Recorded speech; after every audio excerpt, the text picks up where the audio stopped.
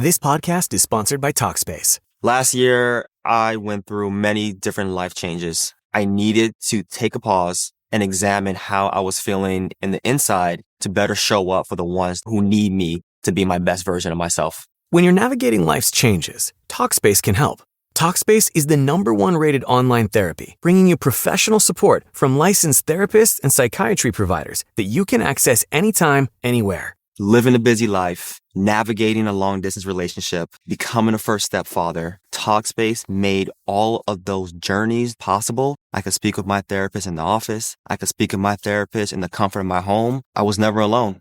Talkspace works with most major insurers, and most insured members have a $0 copay. No insurance, no problem. Now get $80 off your first month with promo code SPACE80 when you go to Talkspace.com. Match with a licensed therapist today at Talkspace.com. Save $80 with code SPACE80 at Talkspace.com.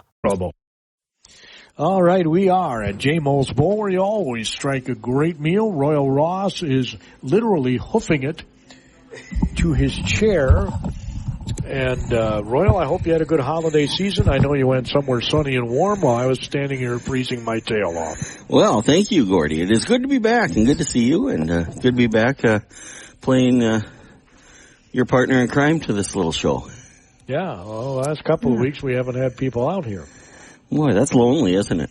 It was. Yeah, it's lonely. It's lonely. But as you mentioned, we are at J-Mo's. J-Mo's is the place to be over the weekend. You know, they got bowling, darts, big screen TVs for football. Daily specials today. You can get an Italian sub today.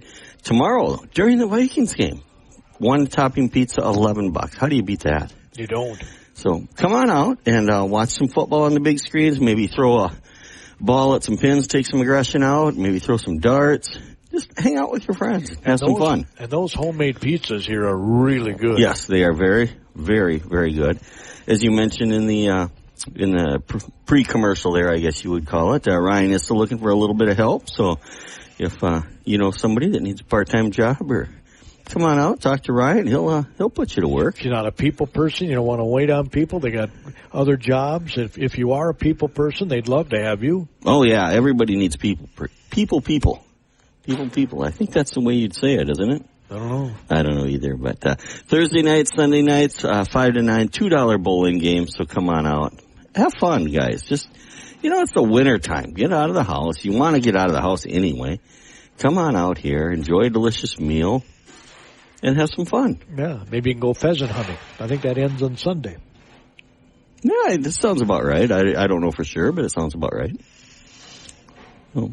Get the dogs out and yourself, do some exercising. Yep. And then come into J-Mo's for a 1-topping pizza and some Vikings at noon. We're going to finish with a above 500 record. Well, you're playing a team that's playing none of their starters. Come on. Well, have you watched us all year? I mean, it doesn't seem like we've had any starters all year. What? Hey, they're my beloved Vikings, and I'm wearing their hat, darn it. Well, they haven't had a starting quarterback all year. Did you realize he's only played in 8 of a possible 34 games in his career? I do realize that. But, so I think they're going to be looking for a quality veteran backup, because you can't. I mean, he's looking like he's coming along. Don't get me wrong. I wouldn't throw him out and or trade him or anything. Right. Because he could be a good quarterback someday, but he needs to get stronger. He needs to get physically stronger. Okay. Yeah, I can see that. I'll agree with that. So they'll have him in the weight room, hopefully. Hopefully, yep.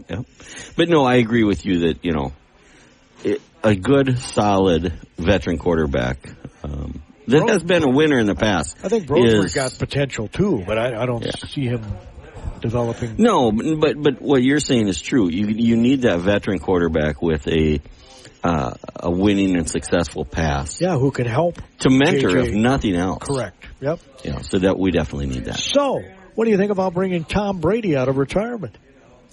He's coming out of retirement. He's going to play football again. Really? Flag football in the Olympics. He's the quarterback.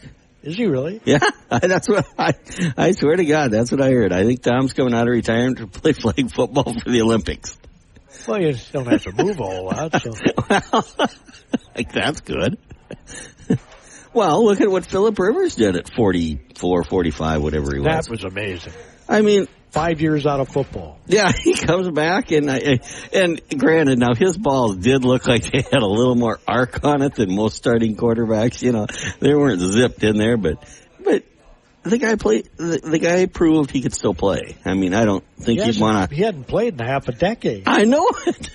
And he brought him out. Now, what does that tell your backup quarterback? We're talking professional football. What does that tell your backup quarterback or the two quarterbacks on your staff when they say, oh, we're going to bring this 44, 45-year-old guy off the couch that hasn't played in 5 years, and we're going to bring him in and start him in the first week? Well, who are the Packers going to play tomorrow? Their two top quarterbacks are both hurt. Yeah, they've got some third string in. But Love is cleared. He's going to be their second string, but he's not going to play. He's not going to play unless absolutely needed. They wouldn't play him.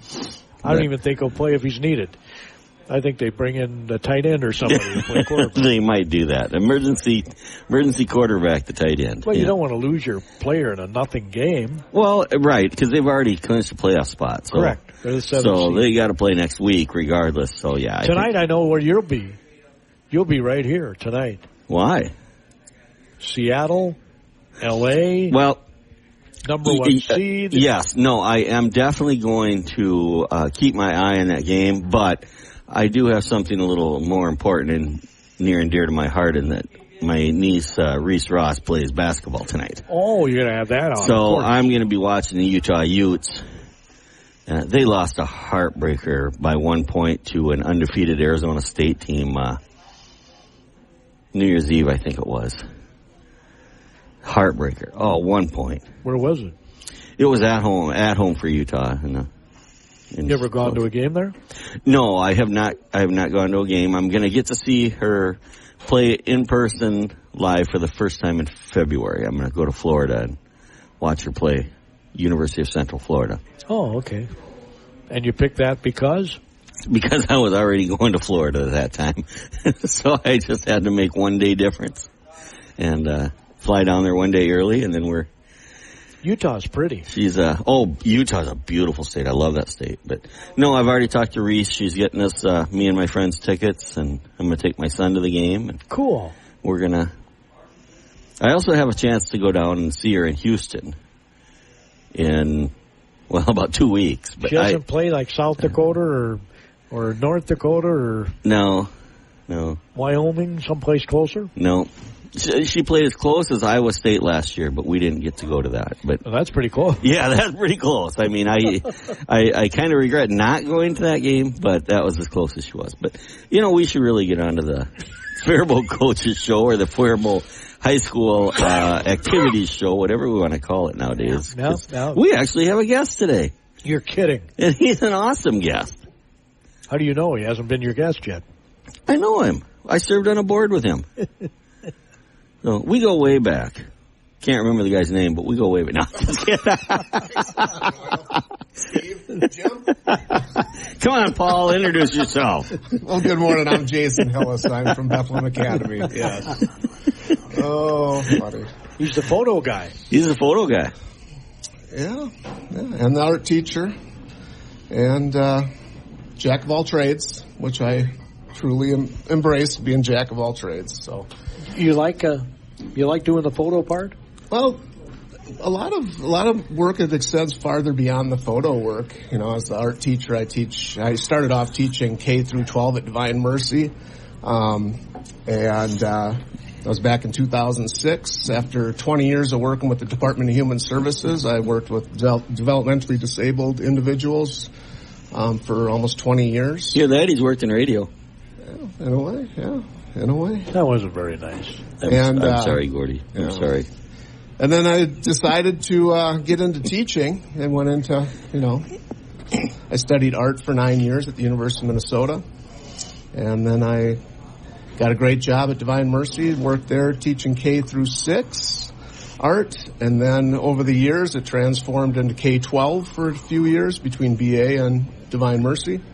And then it transformed again into the 6th grade through the 12th grade program at Bethlehem Academy. Boy, art with a first grader has to be a lot different than art with a senior. I think art with a first grader would be a lot of fun myself. It is a lot of fun. It's, there were days where I could literally dump out a box full of materials on the table.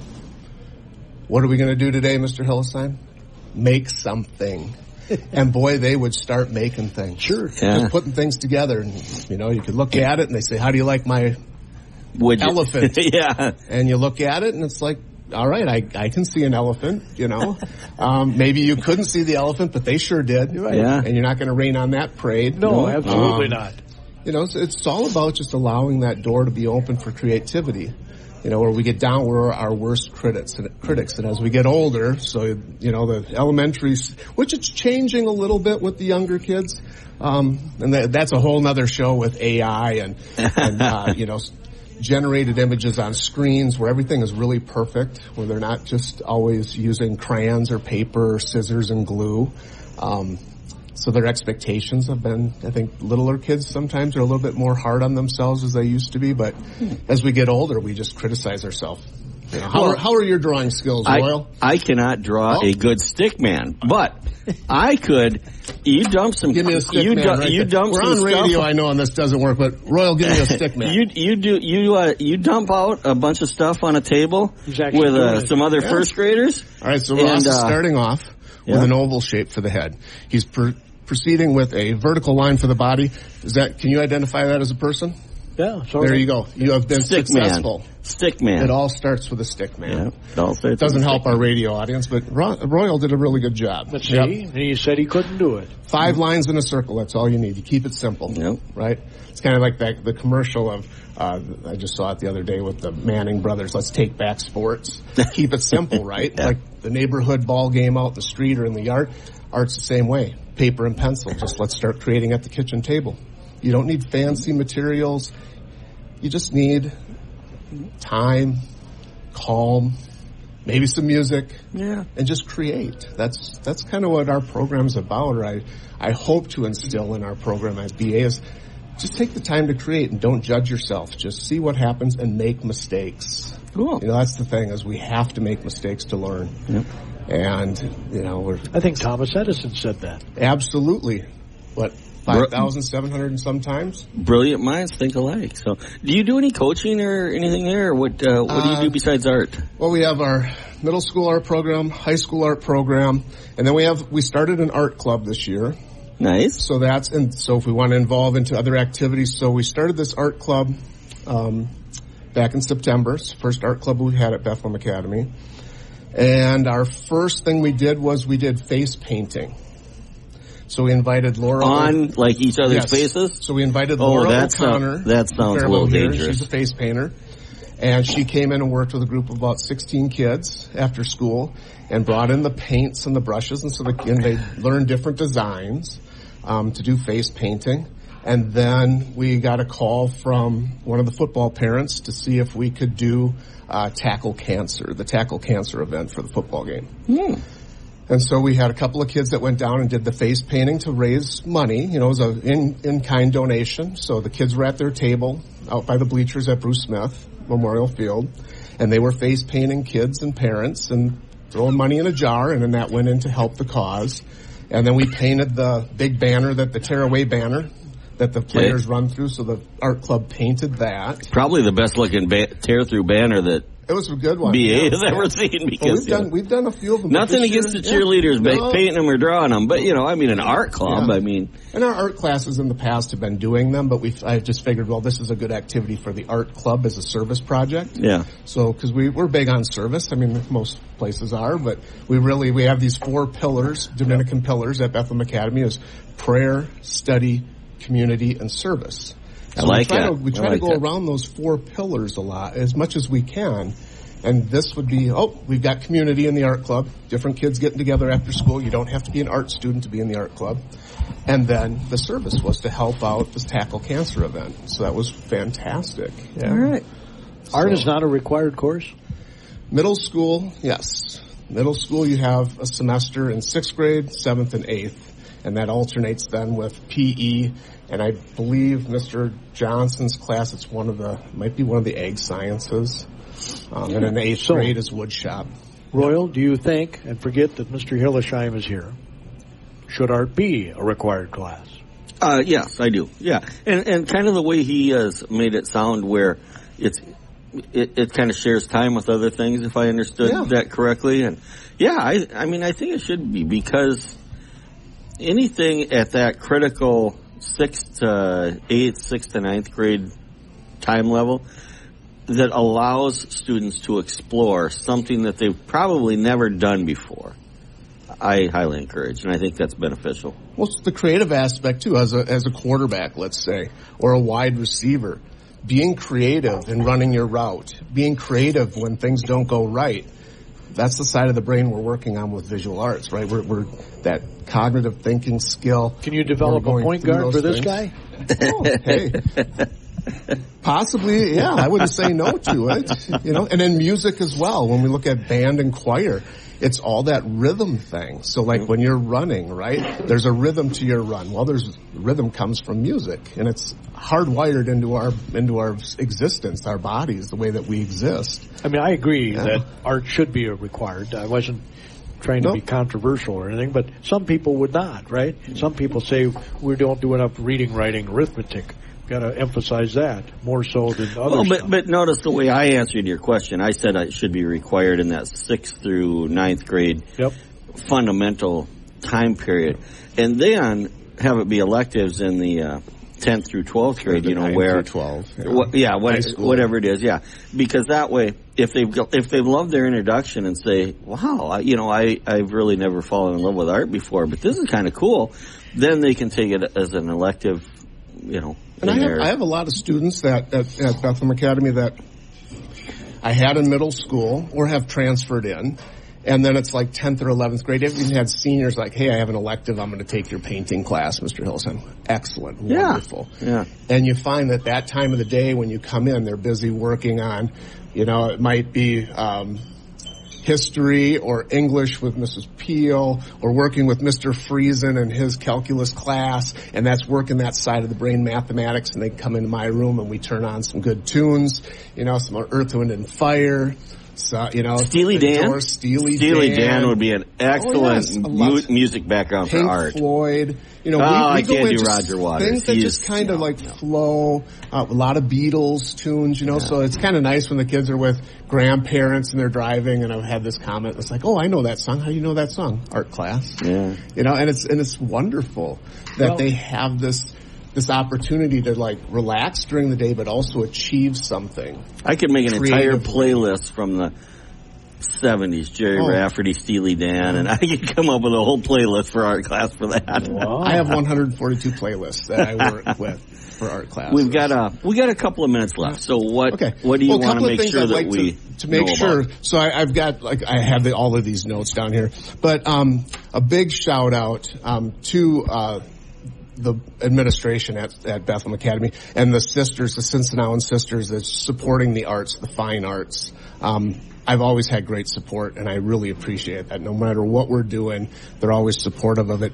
The Paradise Center for the Arts, we just took down our second show. We had a student show in the Corey Lynn Krieger Memorial Gallery space, which is Trent and Michelle Krieger. They set up this gallery space after the tragic death of their daughter, Corey Lynn. So it's a beautiful space for high school kids to show their work, and we're going to be putting up our third show of the year. We've had a show that went from September to November, and then November to December, and now we're going to do January to February, all new artwork, and the kids are just producing wonderful things constantly. So we'll have that gallery show up, and the opening reception for that is January 9th from 5 to 7. Oh, coming so you up. could go to that for an hour, have some snacks, look at some great art, hustle home and watch Indiana play at 7:30. There right? you go. Or is it 7? 6:30? 7? Anyway. Yeah. I like football. I'm a Big Ten fan. Are those for sale? Sometimes we do have student artwork that's for sale, and it'll have a ticket that'll have a price on it, otherwise if there's not a price. But there's also 3 other galleries that are showing at the Paradise with great artwork from professional and local artists around town and around the area. And then we have our Gopher Conference Fine Arts Festival on February 7th. New Richland is going to be hosting that, so that incorporates students from all the Big Nine, did I say Big Nine? I mean Gopher Conference. The Gopher Conference, from choir, band, and visual arts. So they put together this massive, beautiful band of choice students from every school. And they go down there in the morning or the day before, rehearse with a guest director. Wow. Choir and band do this. And then they perform on Saturday. I believe it's at 1:00. The doors open at noon. And then they perform together all of these. So you imagine taking your best basketball players and you get one day to practice and you got your state tournament the next day. Well, these musicians do it. The choir students and the band students, and it's phenomenal concerts. So if you want a really good afternoon and support the fine arts, the music, and the band, choir, and then the visual arts, they have a gallery showing we get to bring 5 pieces down from each school, and we set up a gallery space. Cool. And it's a great day. So yeah, that's on February 7th. I know we didn't get through your entire list, but we also have to talk some basketball here. But would you come back?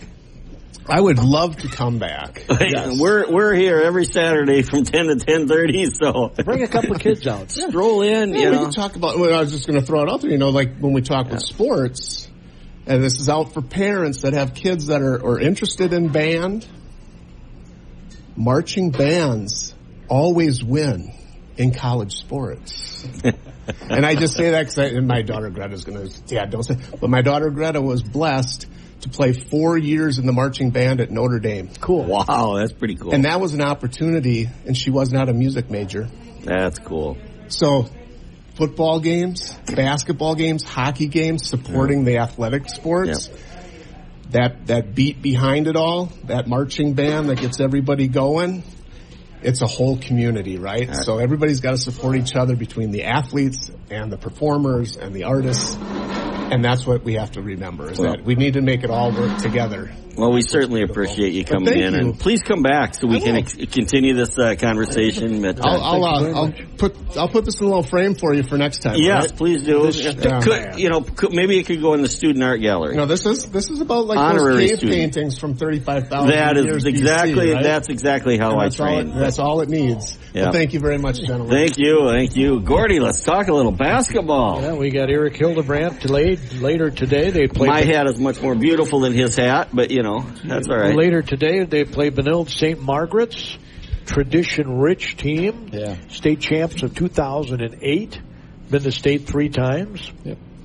They're a good team. Obviously, you like playing those games, and you're coming off a big win over Stewartville earlier this week. It was fun to call that game, Eric. Yeah, it was a fun atmosphere down there. It's always good to, it's a section opponent, so it was a big game for us on the road. So that was a good one for us to get. And now we go down and play Benilde down in Byron. It's a neutral site game. Many high school games, kind of one after the other around the whole Rochester area, and our venue's Byron High School. So we get an opportunity to play a really good team on a potential road section game opponent's court. So we're looking forward to the opportunity. It was, as I said, a lot of fun that win over Stewartville. Stewartville state ranked when you took them on, so you got to feel pretty good, pretty confident right now. You guys are figuring this out. You won 3 in a row. Yeah, it's good. It's it helps so much to see shots start to go in. Ryan attracts so much attention. So does Brewer, but particularly Ryan. They'll run 2-3 guys at him, and so other people just have to make shots. And we definitely got the guys to do it, and it was nice to see some of those really start to go in down in Stewartville. It was a great day for that to happen, and so hopefully that carries forward with just some confidence, and we're gaining a really good understanding of the types of shots we want to shoot, the ones we want to create, the ones we want to avoid taking. And so it's been a good trajectory, and today's the next test for that. You guys had a 10-point lead with 3 minutes to go. Actually, it was 14, Gordy. Not that I went back and watched and pulled my hair out again. Your hair's pretty short, buddy. Well, I wrote it down. It was three something to go. You were up by 10. Anyway, you ended up with a 1-possession game at the end. I was having a heart attack literally on the air, so I'm guessing that you might have been feeling somewhat the same way. Well, it's just a matter of taking care of the ball and making free throws at the end. And so we did a couple drills centered on that, create chaotic situations where teams are down or we have a lead and they have to make the game chaotic, try to turn us over. just to handle that a little bit better, and then make those pressure free throws down the stretch. So that's really how you close out games with the lead is take care of the basketball and make free throws. Well, your free throw shooting has not been great. No, it's been a struggle. We actually shot it better against Owatonna, which helped us close out that game. So we're capable. It's just a matter of stepping up and believing in ourselves and knocking them down, especially in those pressure situations. Yeah, wouldn't you agree that most of free throws is mental? Yeah, I mean we've left a lot of points out there on the free throw line, and so hopefully it's a long season, and that's something that's a clear area of improvement that I think we can improve on, just with daily work. Just like you said, have confidence in yourself, calm yourself. Yep. Breathe. Yeah. Breathe. Shoot a granny shot if you need to. I don't know. But it's, hey, Rick Barry did that. That's right. A pretty good NBA career. He shot about 90%. So, so it's just a matter of continuous repetition. And, in practice, trying to put guys as best you can. It's hard to simulate that game situation, in a gym without fans and without people screaming at you. And, but try to get ourselves fatigued, and then we'll pump out some artificial crowd noise to try to make it as realistic as possible, just to try to put ourselves in those pressure situations and have experience doing that. The final 6+ minutes of the first half, you were without Brewer because he was in foul trouble. And boy, you could tell. Yeah. I mean, he is a calming influence on the floor for your guys. He carries a heavy load handling the ball. He's so good at it. He's so poised. And so, yeah, we need him to stay out of foul trouble, that's for sure. But I thought our guys came in and they handled it well. We kept getting shots that we needed to take. And again, it was good to see a few of those go in. And anytime we can go to Stewartville and win, that's a big win for us. Oh, you could say that again. Mr. Redmond, was he unbelievable? He's put in a ton of work, to improve his shot. And, the first several games this year, it's been, he's hit a couple and then he just hasn't quite got it going, and it was really good because that's the kind of shooter he is. He's definitely capable of shooting in the 40% range, from three. And so it was so good to see a few go in for him, and, we're going to rely on him heavily to do that. I think he had 4 of them, if I remember right. I think in the second half he had 4. I don't know if he hit one in the first half too, but he had some big shots. Again, teams are going to double and triple Ryan, and so we need guys to alleviate that pressure and knock down open shots. Yep. Brendan Petrichka is your leading scorer, right? It's good really good to get him back from his concussion. So he's just another playmaker on the perimeter, really good perimeter scorer. So huge to have him back as well. Gordy, is this game broadcast today? Yeah, I'll have it on the radio. We'll get underway about 4:30 or 4:45 tip-off time is scheduled. KDHO? Yep. All right, good deal. We can listen to it. 9:20, looking cheer forward to it. Now, I have to bring this up, I just have to. Did you know that yesterday in a college basketball game, both head coaches got ejected? Which game was that? It was two minor teams like Manhattan and some college that begin with a Q. I don't even know. But my question is, Quinnipiac, yeah. How are you working? How are you coming on your second technical of lifetime? I'm trying to avoid it. You're trying to avoid it? Yeah, I don't like to get those. Because you just have one lifetime, right? Just one, and like I said when we talked about it last time, the worst part is I don't feel like I even earned it. It was a little. I feel like I could have done a lot more to earn it. You mean you said something like, "Are you serious?" or something like that? I don't even remember exactly what happened. All I know is the first thing I thought was, I think I've done worse and not gotten a technical. So.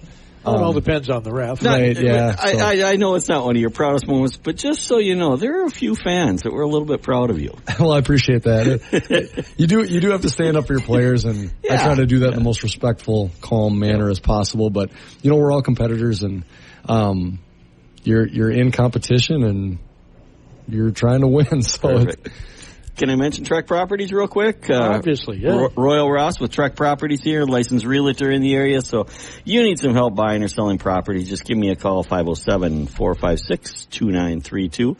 I would love to help you out with anything you need in the sales and leasing of commercial property or residential property. So Trek Properties, located in beautiful downtown Faribault, and an office in Dundas. Have a great weekend, everybody. Yes, thanks, Gordy. Good to be back. hope to see folks. Your home for great